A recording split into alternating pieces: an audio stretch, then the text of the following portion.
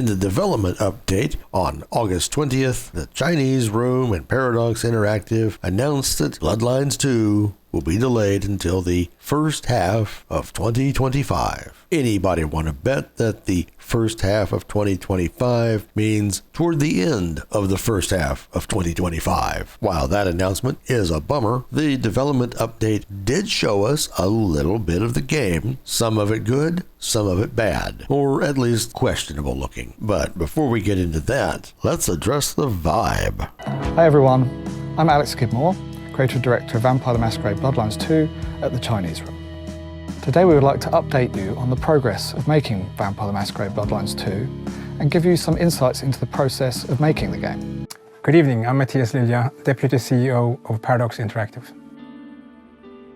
Earlier this year, Paradox reaffirmed its commitments to delivering quality games. This might as well have been a hostage video, with Alex Skidmore of the Chinese Room and Matthias Lilja of Paradox Interactive giving us one of the most uninspired and lifeless updates ever. Maybe it was more akin to a funeral. Maybe they know something they're not saying. But it did not feel like a marketing video. No hype like, we've got to change our development timeline and it's going to be delayed, but boy is it going to be good when we get there. But not these two gents. It was as cold and lifeless as the vampires we're supposedly going to get to play. Then again, if we give them the benefit of that, maybe they just suck at PR. Either way, it wasn't particularly inspiring. One of the things we were able to see a couple of times in the video, as shown here, is the interface when you're out fighting people. I don't particularly think the fight scene looks good. The effects, the lighting, it could just be that we're watching a monitor, and that means there's always a whole lot of loss in translation. And those bad guys with weird glowy eyes, still don't know why that's that way. And in another shot, we get an even better look at the interface at the bottom of the screen. It looks okay,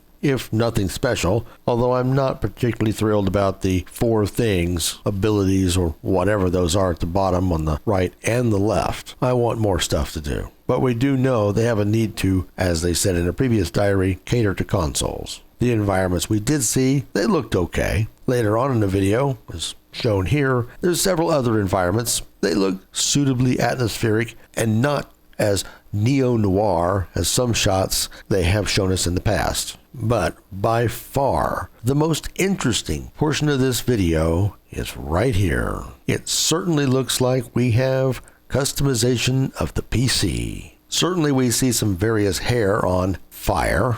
I actually don't mind this first shot with the longer hair, and I may be wrong, but it looks like the face is slightly different than what they've shown in previous gameplay videos. Woohoo if we actually get character customization. This is the first time such a thing has actually been hinted, let alone shown. Fairly early in the video, Alex Skidmore says 2 rather interesting things. First, they are working hard to make sure that each clan feels unique. I'm hoping that feels unique extends to more than just combat. But what I think is even more important is when Skidmore says they want you to feel like the star of the show.